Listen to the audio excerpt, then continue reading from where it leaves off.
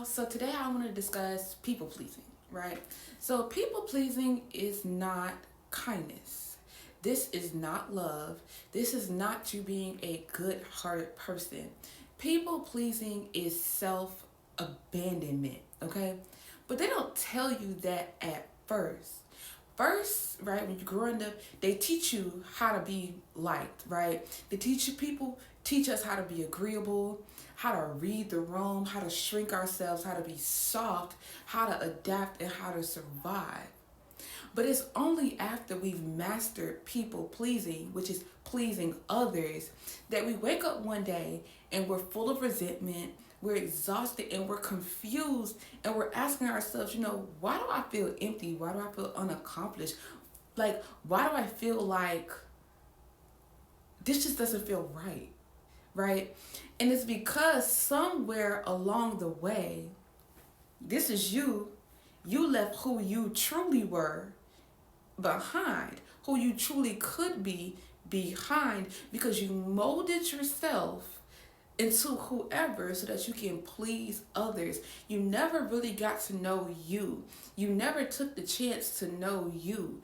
You kept abandoning yourself so that you can give to others, so that you can have these relationships, these connections, and these experiences. What is self abandonment?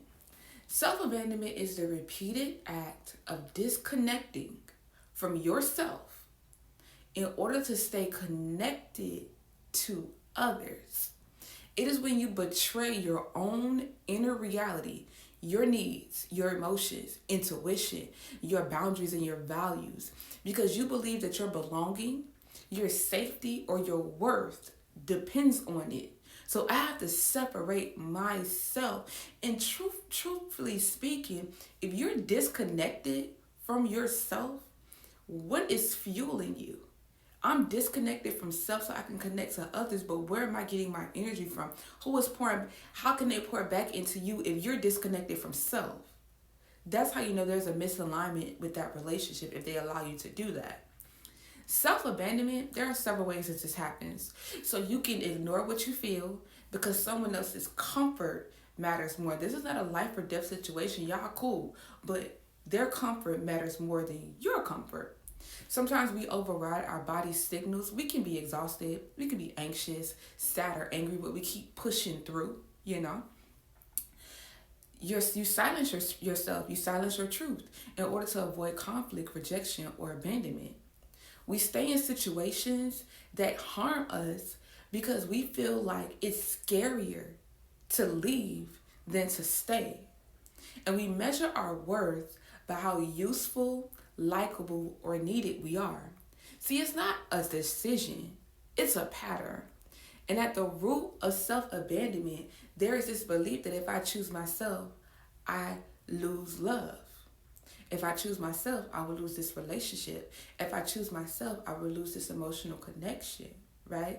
So instead of trusting self, you don't know self to trust self, but instead of trusting yourself, your intuition, your beliefs, standing on your boundaries, you monitor others. You're looking at these people like, what do they value, right? Instead of listening inward, you scan outward. You're saying, you are who I want. I want you in my life. So what do I have to do so I can be in your space? Because it's not at that point when you abandon yourself, they're not in your space, you're in their space. They control all of this, right? What can I do so that I can mold myself into who you want me to be, so that I can have love from you? But do they even really love you? Because they don't even know you. They know the you that you molded yourself to be for them.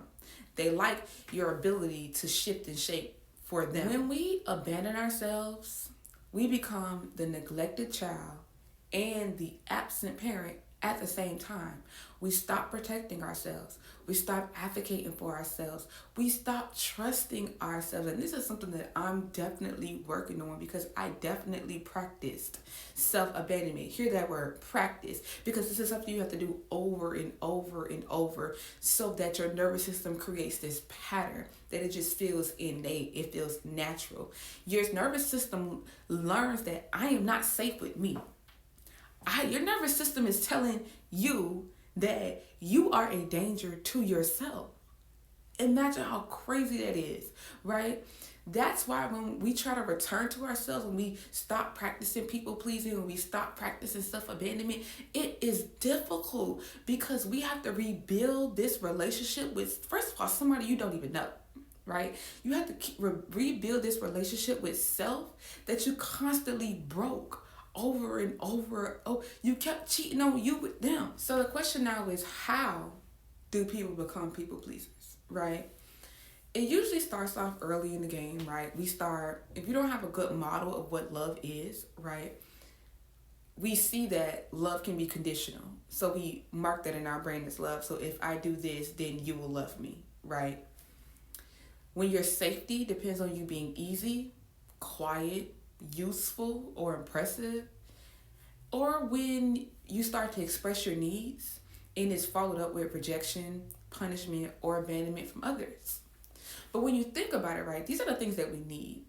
We want love and connection. We need to feel safe, right? And we don't want to be at conflict. We don't want to have conflict or be at odds with people, not in the environment that we're supposed to be calling ourselves trying to thrive in. We want peace. So it can be relatively easy to slip into people pleasing, but it's difficult to come out of it. Because at that point, you've learned that if I'm too much, I'll be left. If I disappoint them, then I'll lose a connection with them. And if I prioritize myself, I'm going to be alone. Don't nobody want to be alone.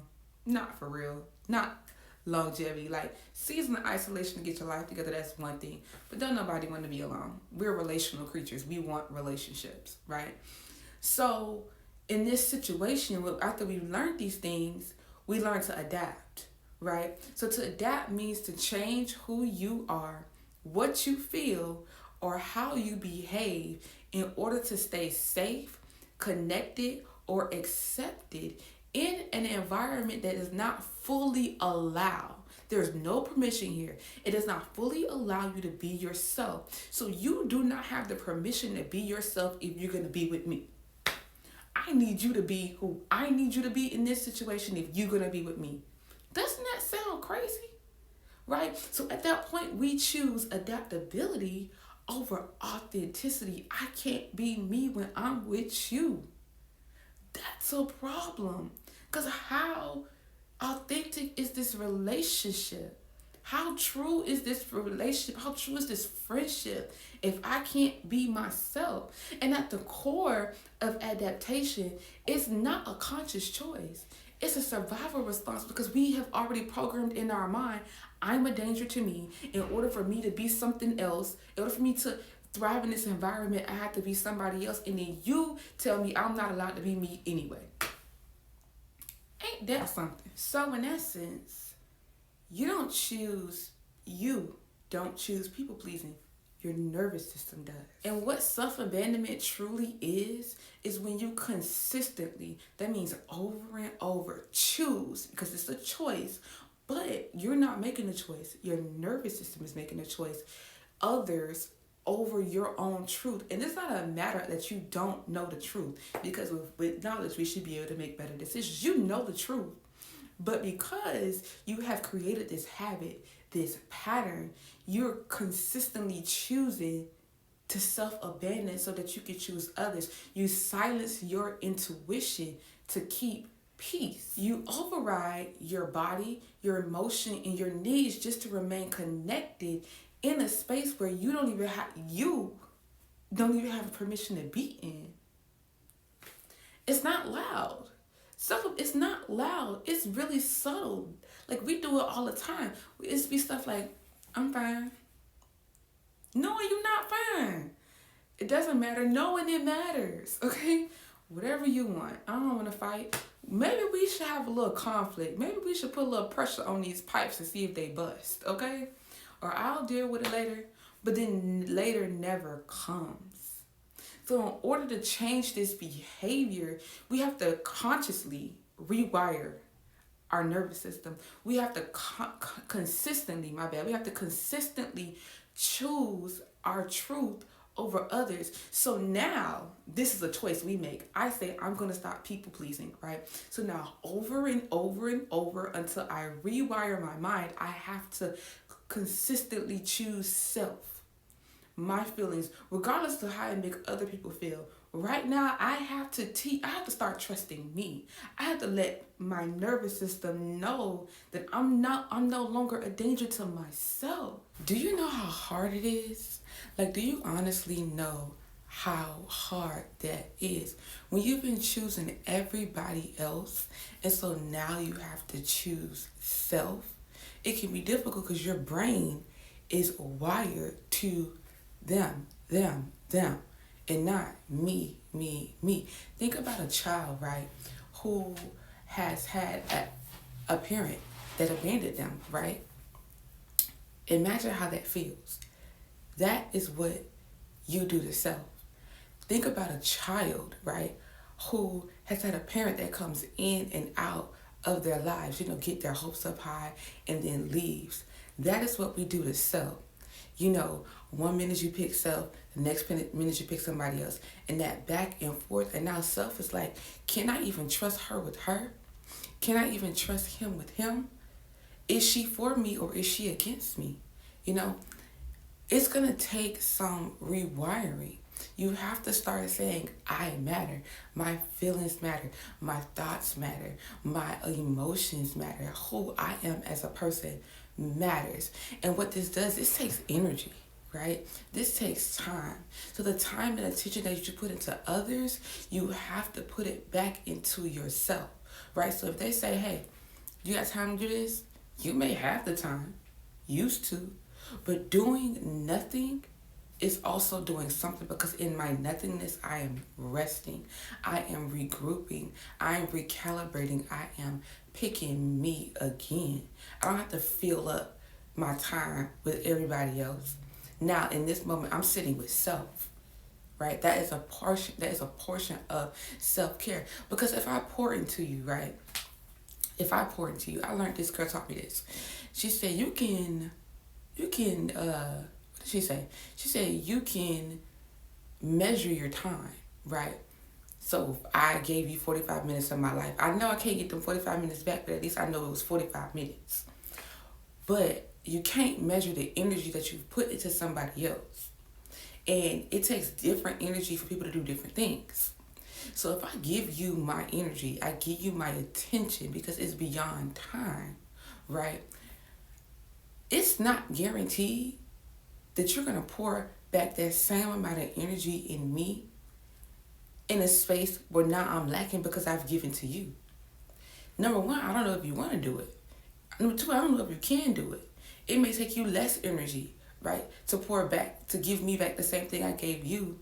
But now I'm still lacking in an area because I gave you more energy than you could give to me, if that makes sense. And truth be told, it takes courage, right? It takes courage to say no to others and yes to yourself, because you're not just changing a habit, you are rewiring your nervous system, right? That learned that love was associated with value, meaning I have to be valuable to you. I have to do this. It's conditional. And love is not conditional. Love should not be conditional. Think about it, right? You did not decide to be this way. You didn't decide to self-abandon. You didn't decide to betray yourself. You did not decide to be a people pleaser, right? You practice it. And anything you practice became, even subconsciously, it became a habit. So now to walk with yourself again, you have to break that pattern that once kept you safe, or so you thought it did. Now, if we tap dance biblically, right, if we run it back to the Bible, God gave us stewardship, right, over ourselves, our minds, our bodies, and our spirits, right? When we live to please others, we give that stewardship away. So in order for me to please you, I allow you to think for me and not using the mind that he gave me, right? In order to keep you, I degrade myself. I pump my body full of poison. I give my body to you, right? Because I want to please you, because this is what you want from me, right? In order for to stay connected, right, I give you reign dominion over my body, my mind, and my soul, not even being a good steward over the thing that God gifted to me. And when we begin to choose ourselves, we start to see things with our physical eyes, right? And the thing that we see with our physical eyes, we don't like. Because relationships begin to fall away, and we see that before we begin to register that I choose me, right? I didn't like this. And I stood up for myself. I advocated for myself. But what we see with our physical eyes is that this person went away, right? We don't see that we showed up for self. You don't see that you honored your truth. You don't see that you stood on your boundary. All we see is that there was once two of us, and now it's just me, right? And we don't know how to sit with that. It's uncomfortable, right? But choosing yourself, standing on your boundaries, it does not get rid of the right people. You are not the problem. It exposes the wrong ones. Because the right people do not require you to abandon yourself in order for you to stay connected to them. Matter of fact, they pour back into you, right? Probably when they see that type of stuff, they pour back into you more than you've given to them or you can give to yourself. Because they see what you're doing. And because they love you and they care about you, right? They pour into you. They tell you you're worthy. They tell you you're valuable. They list your attributes. They help in areas that you fall short in. They give you that advice, right? What falls away was never built to hold the real you.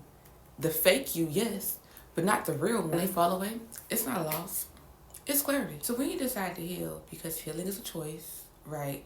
It's mandatory for a better quality of life, but it's also optional if you choose to decide that you want to heal from this. This means showing up to be the parent that you never had. Because think about it, you are the child, right, that was abandoned. But you are the person that has authority over self, right? Because God gave you stewardship over self. That means you are the parent and the child at the same time. So what does this look like? What does healing look like? It looks like showing up consistently. That's over and over, choosing you over and over again. It's listening to yourself when something hurts, right? What am I feeling? Why am I feeling this? Am I feeling this when I'm with you? Do I like this feeling? What can I do to change this feeling? You know, if you see a baby crying, right? Do you just let that baby cry? Or do you go figure out what's wrong? Or are you hungry? Do you need to be changed? Are you sleepy? Right? So take that same energy that you would put into someone else and put it into yourself, all right? And it's also about staying in discomfort when it would be easier for you to disappear. It's easy for you to give somebody else what they want so that they can be happy so you can be happy. But your happiness should not be contingent upon their happiness. Self-love isn't loud. It's loyal. Anybody can dress up on the outside, right? Dress this up and say they love themselves. But we can tell by your decision-making pattern, right? If you truly do. And every time you choose your truth over approval, you come back home to yourself, okay? It's one decision at a time, all right? So I hope y'all was blessed by this. I'll talk later. Bye.